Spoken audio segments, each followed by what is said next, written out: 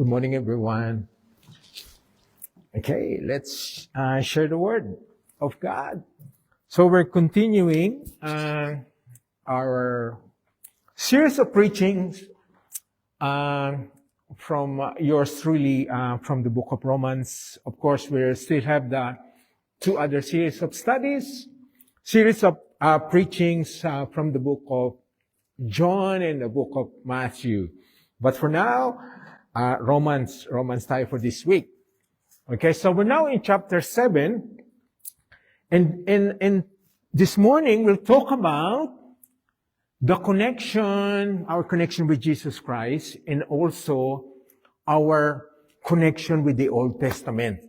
So this is going to be a bit challenging because we're so accustomed to the New Testament and Jesus Christ and the New Covenant that sometimes we tend to think that we should no longer dwell on the Old Testament because we appreciate on the grace and the works of Jesus Christ in our relationship with Him. But this morning we're going to be reminded we cannot completely disregard the past, the Old Testament. Although we now have a relationship with Jesus Christ and we're living under the New Covenant. So verse 7, Paul is reminding all of us of our connection, although it's no longer over us, no longer ruling us, and we are no longer under the authority of the Old Testament, the law. Okay? So this morning we'll talk about Romans 7. Mag-umpisa po tayo sa Romans 7. Okay. This is interesting. The question that is being posed to us by Paul is, do you not know, brothers and sisters? For I am speaking to those who know the law, that the law has authority over someone only as long as that person lives.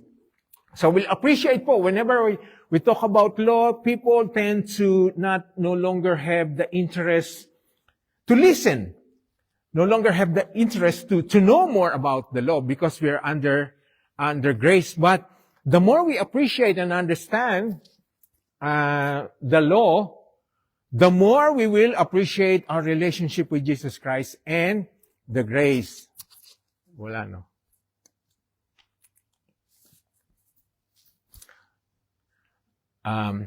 Okay, no, wala.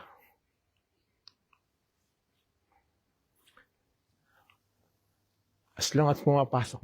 Okay, so let's talk about this, the law.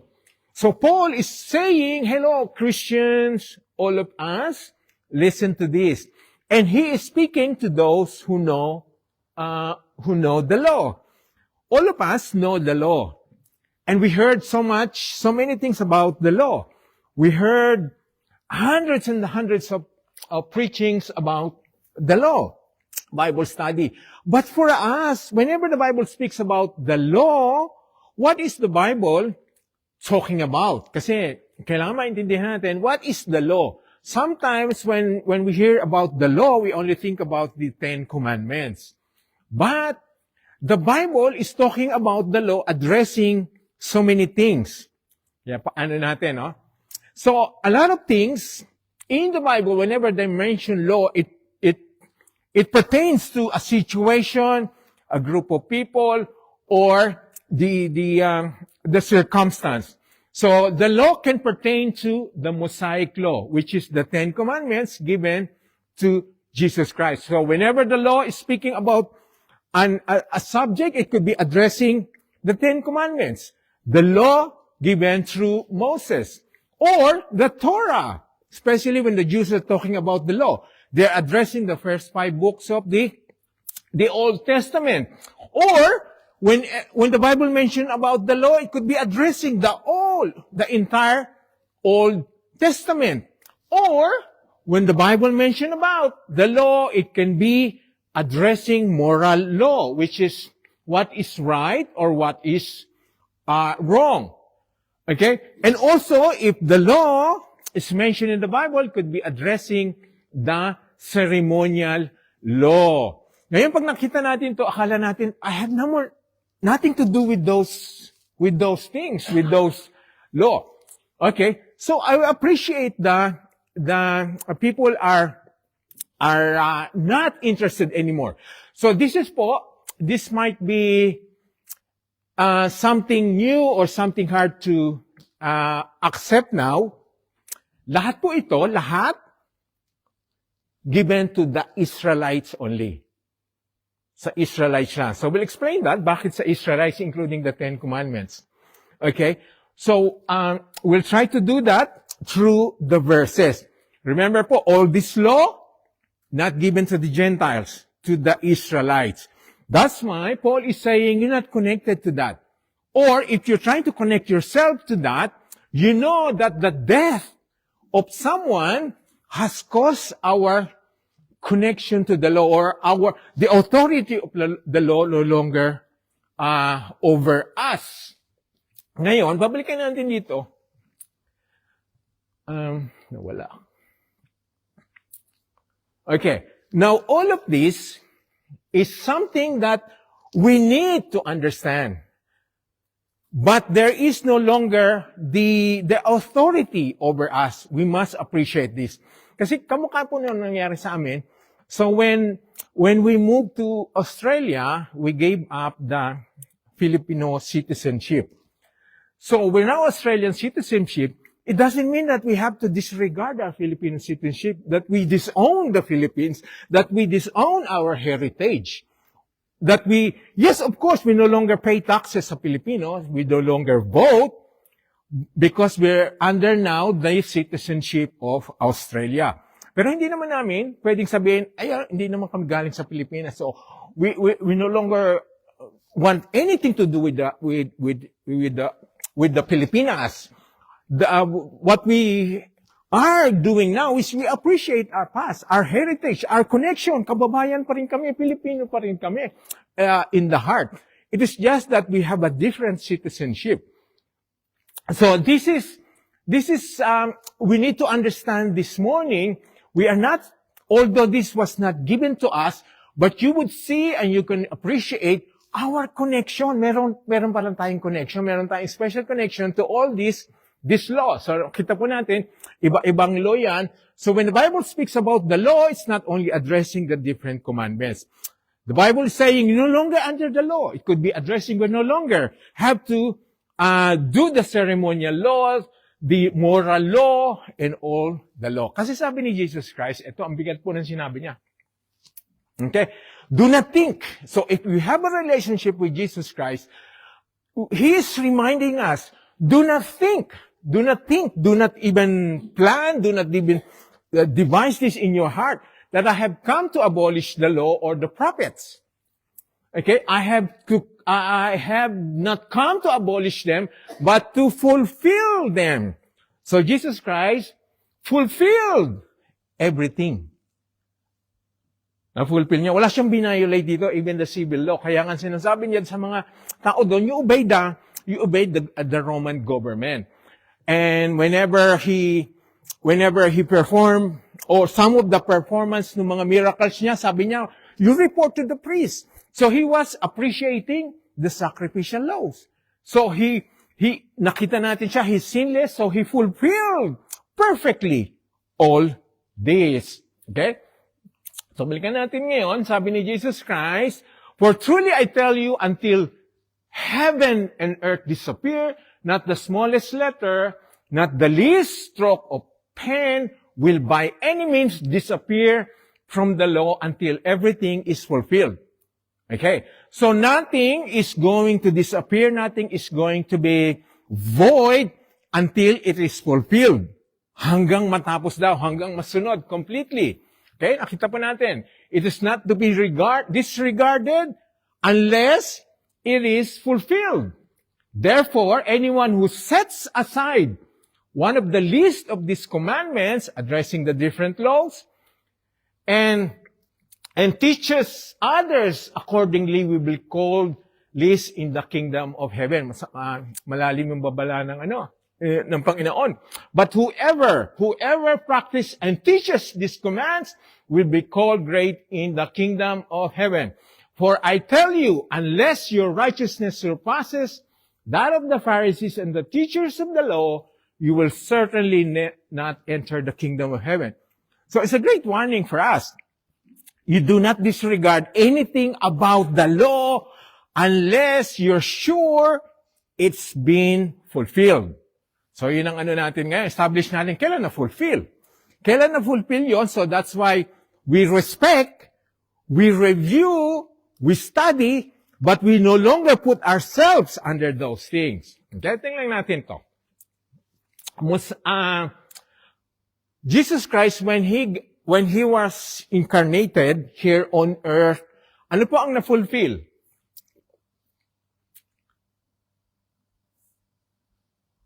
Ito po, the entire Old Testament. Because the entire Old Testament talked about the coming of Jesus Christ. So he fulfilled the Old Testament. Na-fulfill niya yan. When Jesus Christ was living here on earth perfectly, he fulfilled the Mosaic law, the Ten Commandments, and also the moral law. Okay? And then when Jesus Christ died, he fulfilled all the ceremonial laws. So that's why those are no longer needed. That's why when we have a relationship with Jesus Christ, ma-appreciate natin yung mga na-fulfill niya palang law. And then, when Jesus Christ ascended into heaven, he proclaimed that you are now under the new covenant, and the way you would have a relationship or covenant with the Father is through me. So he fulfilled the Pentateuch, which covers the covenant instructions. Yung Old Testament, na-fulfill niya lahat yung sinabi doon. The moral law, completely. And now, the civil law, which is still existing in Israel, to proclaim them as a nation, as an existing nation, which the Christians are recognizing Israel. Okay? So, lahat po ito ay na-fulfill. Okay? So, sinasabi ni Jesus Christ, do not disregard unless you're sure it's been fulfilled. So, sa atin naman, nakita natin ngayon na through Jesus Christ, everything has been fulfilled. So, hindi na tayo ngayon natatakot na pag dinisregard yan, if disregarded, without you making sure that every stroke, every comma, every character nun ay nasunod daw, then you'll be called in the list in the kingdom of heaven. Okay? And Jesus Christ, after His resurrection, ang sabi niya, then He said to them, talking to the disciples, He again reminded them, these are the words which I spoke to you while I still with you, that all things must be fulfilled.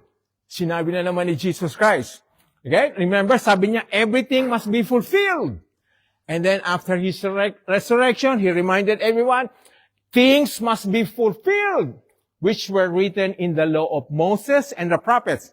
Sometimes po, yun ang tawag nila, law of Moses and the prophets. The law plus the prophecy. Kaya sabi, law of the Moses and the prophets. And interesting, akala ko noon yung psalm is mga kanta lang pala yun. Yung palang psalm ay kasama doon sa na-fulfill niya. Sabi ni Jesus Christ, law of Moses and the prophets and the psalms. Kaya dito, nakita natin po the entire Old Testament which contains the psalms. So He fulfilled that. Ngayon po, anong connection naman natin sa atin yan? Jesus Christ had to explain things to them and help them align their thinking, yung mga disciples noon, para maintindihan nila yung connection ni Jesus Christ and the past and what were fulfilled.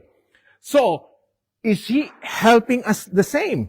Yes, He's helping us. He sent the Holy Spirit. He sent us people who would explain things to us. Okay? So He opened the minds of the disciples, kaya lang nila naintindihan ang connection ni Jesus Christ, what were fulfilled. Sa atin naman, ano naman po ang connection natin? If those were given to the Old Testament, in the Old Testament, doon sa Israelites, not given to us, so what is now our connection?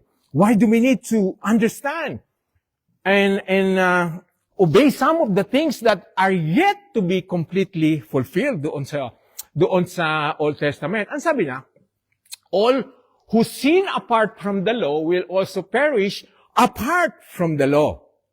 So we are apart from the law. Whenever we sin, we will be judged not according to the law. According saan tayo ngayon ma-judge. Okay? Tuloy natin. And all who sin under the law will be judged by the law. Those who want to obey the law and make the law the basis of their entrance to heaven. Doon sila ngayon judge. Ngayon sa atin po, for it is not those who hear the law who are righteous in God's sight, but it is those who obey the law who will be declared righteous. Okay, so still, hindi tayo Israelites, Gentiles tayo. Still, hindi pa na-establish ang connection natin. Ngayon pumasok, this part. Indeed, when the Gentiles, us, who do not have the law, do by nature things required by the law, they are a law for themselves even though they do not have the law. So, dapat daw kumilos tayo even though we do not have the law as if we have the law. Ang hirap. Paano ko ngayon kikilos na I do not have the law but I should act like I have the law. Yun po papasok yung konsensya natin. Kaya nga ang ginagamit sa atin ay konsensya ngayon. Okay? Sabi, they show that the requirements of the law are written on their hearts, their conscience bearing witness, and their thoughts sometimes accusing them, other times even defending them. So before our relationship with Jesus Christ, we are judged. If someone died, we're going to be judged. Did you respect? Did you listen to your conscience? So ang mga Gentiles po ay dapat ginagawa rin ang tama according to the conscience because our conscience should be based, should give us the prompting, should give us at least telling us what is right and what is wrong. So if we disobeyed our conscience, we're saying, I did not violate any law. Romans is telling us, no, if you violated your conscience, it is as if you violated the law, which is the basis of morality, what is right and what is wrong. So ganun po ang nangyayari sa atin. I know, hindi pa rin natin makonect. Ano po ang connection noon kay Jesus Christ? My relationship with Jesus Christ, He is my Savior, and about my conscience. Ngayon, ang sabi ngayon po, bumalik tayo sa main natin. Okay? So kung iisipin natin, the authority of the Lord, the law over us, has been disconnected or fulfilled when someone died. Sabi, mapuputo lamang ang authority ng law over us if someone died. So meron palang katapusan, merong expiry ang law. So it's no longer applicable to everyone forever. So that's why we have this scripture today that it's expired, natapos noong merong namatay. Sining namatay. Alam naman natin kung sining namatay. Okay? Ngayon, para maging mas malinaw daw, Paul used an analogy of husband and wife. Ang sabi doon ngayon, for example, by law, a married woman is bound to her husband as long as he is alive. But if her husband dies, she is released from the law that binds her to him. So nakita natin, death would sever the authority of something, of someone over someone. Okay? So, then, if she has sexual relations with another man while her husband is still alive, she is called an adulteress. But if her husband dies, she is released from the law and is not an adulteress if she marries another man. This is now addressing all of us. We have to consider that someone died, so the law has no more authority over us. We can have another relationship. And that relationship would be good. We're not breaking any law. If we consider ourselves attached to Jesus Christ, who died for us, and upon His death, He fulfilled the entire law. So kaya nga po, nagkaka-connection tayo ngayon sa past, entire law, sa law in the past that was given to the Israelites when we have a relationship with Jesus Christ. Kaya nga po, ang basis na natin ngayon, yung mga tinuturo ng Old Testament. That's why, Christian, we still obey the Ten Commandments, di ba? Kasi nga, it's been fulfilled by Jesus Christ, and to us, it's going to be difficult if it is perfect.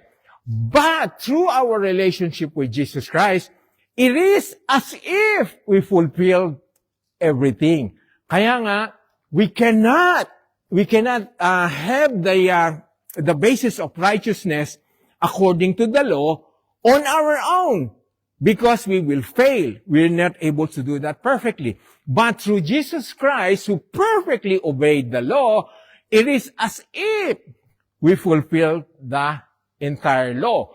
Kaya nga, ang relationship kay Jesus Christ, we can appreciate more how beautiful, how important, how vital for someone to be able to be declared righteous by God. Okay? So ngayon, kaya nga na-appreciate na natin yung mga law na yun, although we're not practicing them, we are obeying them, including the Ten Commandments that we are now more consciously obeying through Jesus Christ. Hindi na natin pwedeng sabihin, I don't have to obey the Ten Commandments because they were given to the Israelites. No, you have to. Because you are with Christ, you are one with Christ, and Christ fulfilled the Ten Commandments and the other law. Kaya nga, tayo ngayon, we are now more conscious of the sins. Ano ba yung Ten Commandments po? The Ten Commandments is given for our consciousness of sin. Kaya nga tayo nagiging conscious sa kasalanan because of those commandments. Without them, we will not be able to understand how sinful we are. We wouldn't be able to appreciate the needs of our need for a Savior. But because of our relationship with Jesus Christ, we are aware of those moral laws and we fulfill them with our best ability through the strength and through the help of Jesus Christ. Kaya nga, sa atin po, ang tingin ng Diyos, we fulfill that, not on our own, it's again through Jesus Christ. So we release from the law through the death of Jesus Christ. Kaya nga, we are now have a relationship. We have now been espoused to Jesus Christ, which we were not able to do in the past until we have a relationship with Jesus Christ. Okay? So the law had expiration. Okay? Okay, sabi sa Hebrews, kasi makikita natin, nag-expire po na kung merong nang na-fulfill. Ang sabi sa Hebrews, the law is only a shadow of the good things that are coming. So those laws that were given to the Israelites, which we now appreciate, yung pala ay shadow lang. Parang yun ay pinapakita sa atin, there are better things to come. There is something better to come. Okay? Not the realities of themselves. For this reason, it can never, by the same sacrifices, repeated endlessly, year after year, make perfect those who draw near to worship. Kaya nga hindi natin nabasa natin, pero nakita natin how difficult it was to live before Jesus Christ. How difficult it is to do it over and over again. So our sins can be forgiven. We can be made righteous. We can be cleansed before God. Kaya ang sabi, now we have to appreciate kasi noon ay hinihintay nila sa atin is fulfilled through Jesus Christ. Di ba? Nakita na natin, ano na natin ngayon, ang relationship natin si Jesus Christ, and that is through the New Covenant. And again po, sabi sa Romans, for Christ is the end of the law. So, for Christ is the end of the law, so that there may be righteousness for everyone who believes. Okay? So, nakita natin, yung relationship natin kay Jesus Christ, it signifies the end of the law. Wala naman tayong relationship sa law. Ano ang na-end? It's because of our oneness with Jesus Christ who fulfilled the law. It is as if the law were given to us. Kaya nga, we're grafted doon sa chosen generation. Ngayon, ang sabi, but if you have Christ, He is the end of the law. That means He is the fulfillment. Ang sa Greek po, ibig sabihin po ng end is not katapusan. The Greek meaning of the word end is the aim and the purpose. So, kung babasahin natin, Jesus Christ was the aim and the purpose of the law, which He fulfilled 100% and completely. So again po, that's why we appreciate the entire Bible, including the Old Testament, which we now understand and appreciate, given to us to prophesy the coming of a better covenant. And now we have a covenant, the more we will appreciate the entire Bible. Okay? In Hebrews, ito na naman po, sinabi, they are only relating to the ceremonial law and all the other law. And sabi, they are only a matter of food and drink and various ceremonial washings. External regulation applying until the time of the new order. So, again, nakita natin, the Bible is making it more clear to us by saying, the old has expired. The old will stop until the arrival of the new order or the new covenant, which is what we now have. Kaya nga po, ang Kristiyano will appreciate the whole Bible because it tells us the full picture of God's covenant with man. It gives us the full picture from the Old Testament to the New Testament, how Jesus Christ came, how He fulfilled the law. So the more we will, kaya nga talagang, it's everything is about Jesus Christ. It's our relationship with Him. Kaya na-connect din po tayo doon sa mga bagay na nangyari na binigay sa ibang tao, pero ngayon we are as if it's given to us again through Jesus Christ. Okay? Hebrews 10, ang sabi, first He said, sacrifices and offerings, burnt offering, sin offerings, you did not desire, nor were you pleased with them, though they were offered in accordance with the law. Okay, so again, nire-review ang mga different offerings nun.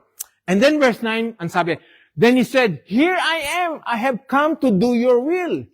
He sets aside the first to establish the second. Again, confirming through Jesus Christ, set aside the old covenant and set aside before us the new covenant, the new order. And by that, we'll have been made holy through the sacrifice of the body of Jesus Christ once for all. Kaya po pinapag-aralan natin yung mga nangyari nun sa Old Testament para kasi yun, it's a picture of what is going to happen. The blood, the death, the sacrifice, the unblemished animal, the perfect sacrifice. It points to Jesus Christ. Kaya sa atin, na-appreciate natin, oh yes, how beautiful it was that you've established those things in the past and how we appreciate and connect it to what Jesus Christ has done for us.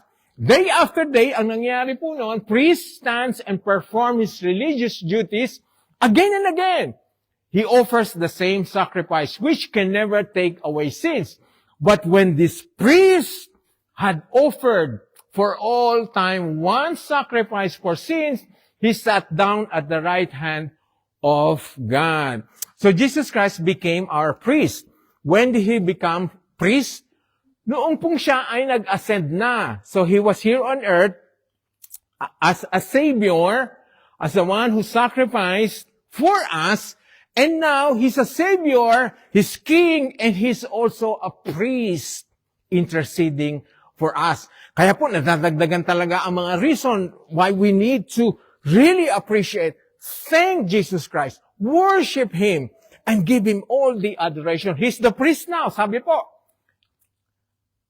For all time, one sacrifice for sin. He sat down at the right hand of God. And since that time, He waits for His enemies to be made His footstool. By one sacrifice, He has made perfect forever those who are being made holy. So one sacrifice lang po ang ginawa natin. Hindi kamukha nila noon, over and over, ang sacrifice na kailangan nilang gawin. And again po, how beautiful, how blessed we are that we are, what we got born into this world after the final sacrifice, after Jesus Christ has done everything for us. So we made perfect holy. We are now made perfect, holy through that one sacrifice of Jesus Christ. Ngayon, before the coming of this faith, sabi sa Galatians, we were held in custody under the law, locked up until the faith that was to come would be revealed. So, ano ang purpose ng law noon before Jesus Christ? It was their guardian until Christ came. It's a reminder. It's how they were molded, how they were trained, how they were made righteous by God, how they become ready for the presence of God. So yung anong pala ngayon, na intindihan natin ngayon, it was there, the guardian of those people. And until we have a relationship with Jesus Christ, it reminds us of what we have to do or not do. So then, the law was our guardian until Christ came, that we might be justified by faith. Okay? So ngayon, we have Jesus Christ, and now, Galatians is telling now, you're justified. We're justified by faith through Jesus Christ. Now this faith has come, we are no longer under a guardian. Kaya hindi na tayo under ng guardian ng law. Again, we're not setting aside, we're not disrespecting it, we're not disconnecting ourselves. We are appreciating the works of Jesus Christ in the past, in the fulfillment of all the law, and now our relationship, our faith with Him, in Him, gives us the full justification sa ating pong pananampalataya. So, take note of this. We're justified by faith. It's no longer works. It's no longer the sacrifice. It's no longer actual anything that we have to do so that we can be redeemed, we can be forgiven. It's the faith through Jesus Christ we have been justified and made righteous before God.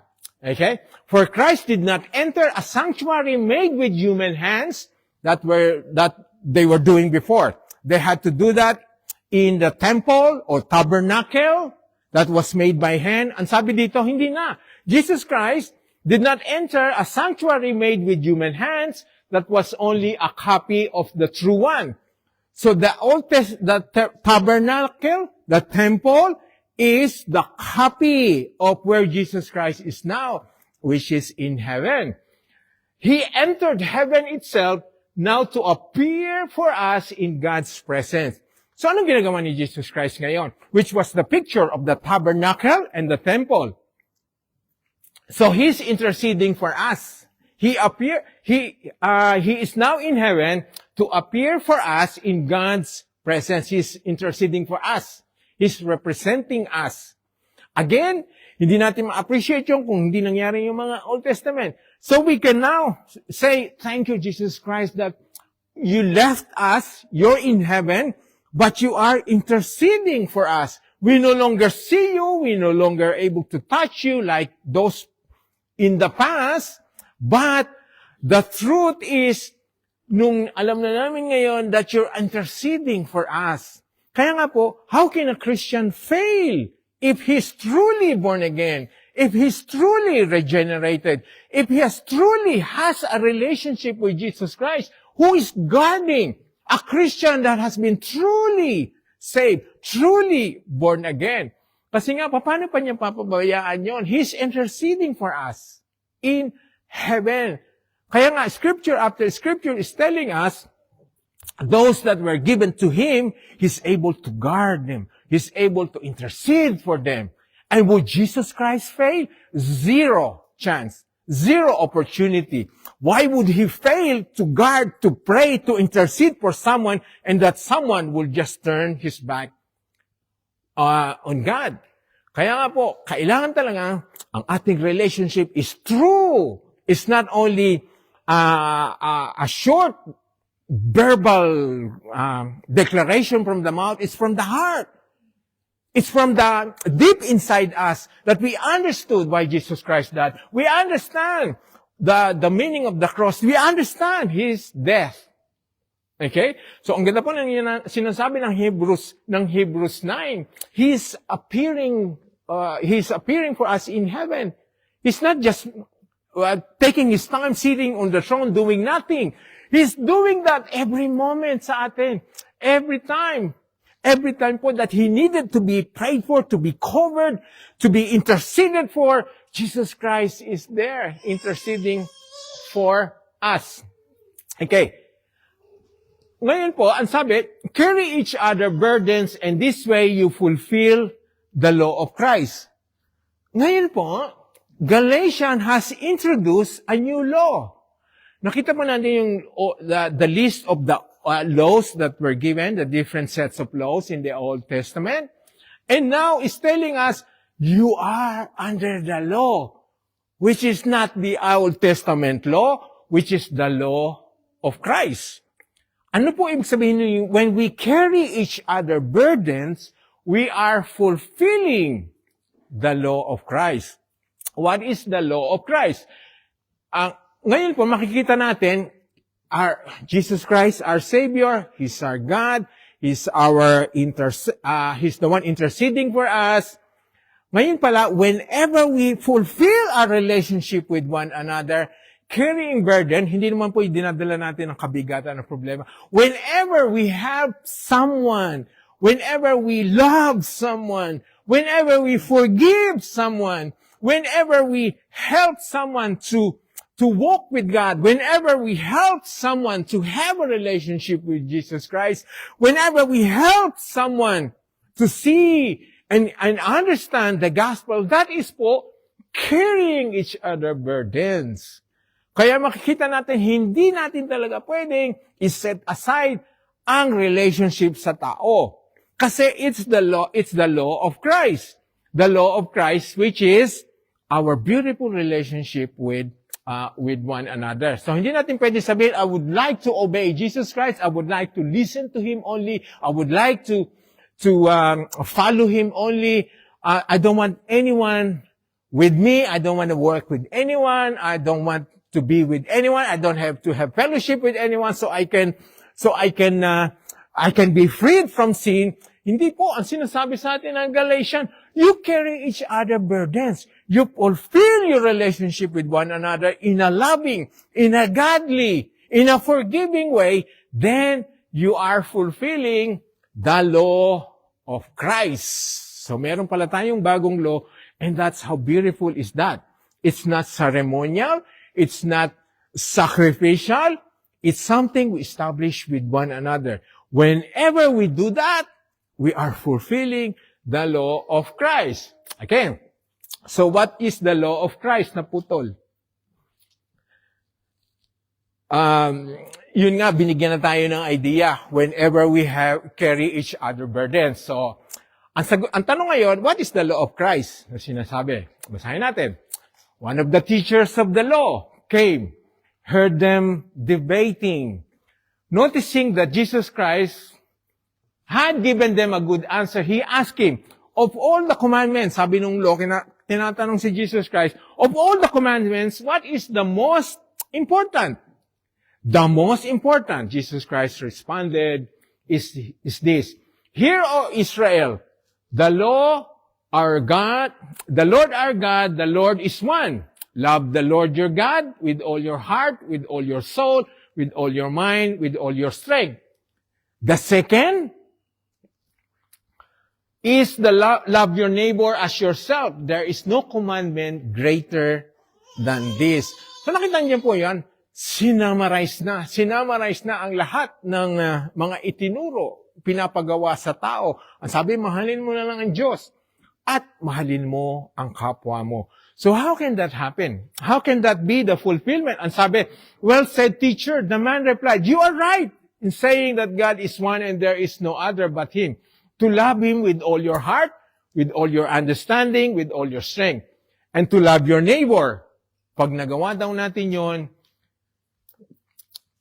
it's more important than all the burnt offerings and the sacrifices, which were not given, afforded to the Old Testament. But for us, the command, the mandate is to love God and to love our neighbor. Okay?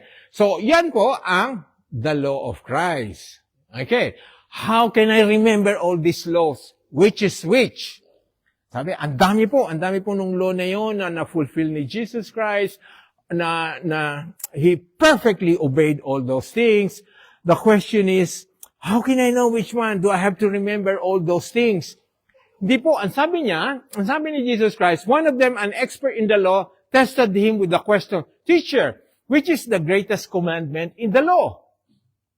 Jesus replied, love the Lord your God with all your heart, with all your soul, with all your mind. This is the first greatest commandment. And the second is like it. Love your neighbor as yourself. Ito po maganda. All the law and all the prophets hang on these two commandments. How beautiful is the summary of Jesus Christ. Made it easy for us under the new covenant, under the New Testament. Now that we have a relationship with Jesus Christ, dalawa na lang po ang tatandaan natin. Dalawa na lang po, mahalin ng Diyos at mahalin ng kapwa. So, paano po? How can that happen? How can I be able to perform all the law? Say, for example, punta lang tayo sa 10 Commandments, one of the sets of law. If you love your neighbor, would you lie to that neighbor? If you love your neighbor, would you kill that neighbor? Would you steal from that neighbor? Would you harm that neighbor? So nakita mo yun, mga example lang po yun, na pag mahal natin ang kapwa, it is as if we're fulfilling everything that the 10 Commandments is asking us to do, the moral law. Kaya nga po, if we understand how to have a beautiful relationship with Christ and how we should relate to one another, then we'll be able to understand, hindi na tayo maguguluhan. Mahalin natin ang Diyos, mahalin ang kapwa. And then, ang sabi, all the law and the prophets hang on these two commandments.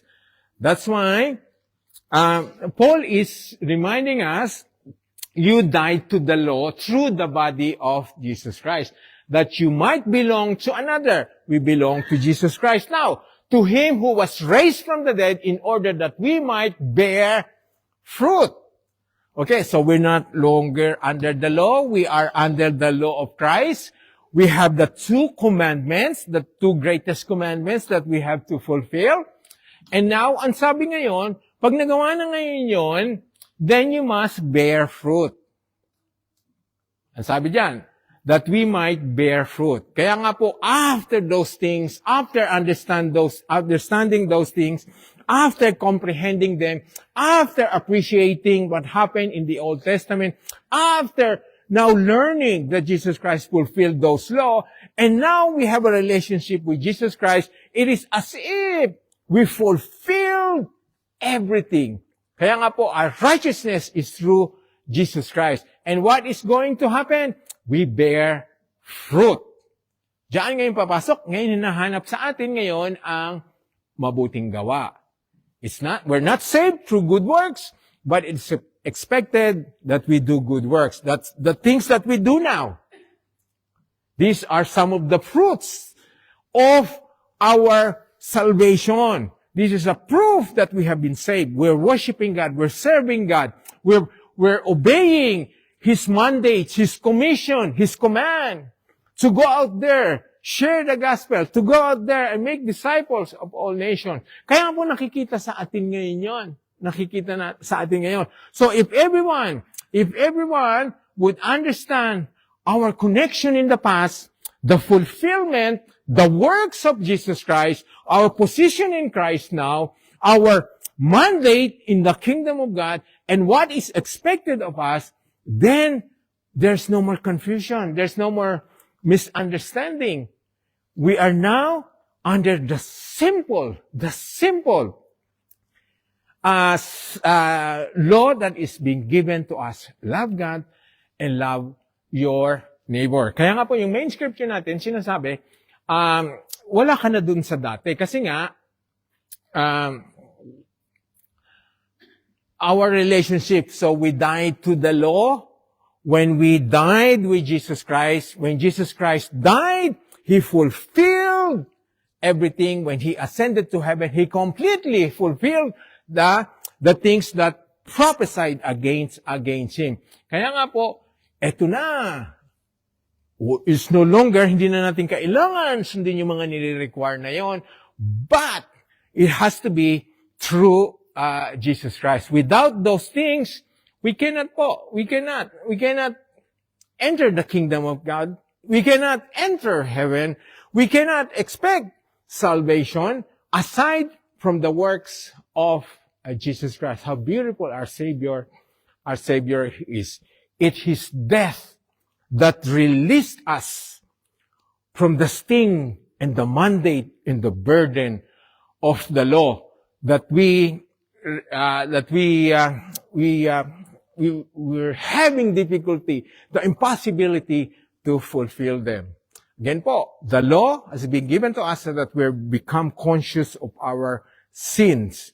The law cannot save us. The law cannot give us grace. The law cannot help us how to stop sinning. Kaya nga po, it's the grace of God. All the Lord done for us is to remind us how sinful we are, to remind us how dirty we are. But thank you for those reminder, those insight that given to us by the law. We appreciate our relationship with Jesus Christ. Okay, let's bow our head. Thank you, Lord, that the proclamation of your word has enlightened us, telling us that we died to the law. We didn't die for the law. We died to the law. The connection has been established, and that is through the works of Jesus Christ. Our attachment, us being one with Jesus Christ, it is as if we're perfect in the sight of God. We're righteous. We're justified. We're redeemed. We're being sanctified. And we look forward to the glorification, like what happened to Jesus Christ, the same glorification in His body. We will be expecting that, Lord. We believe in that. We look forward in that.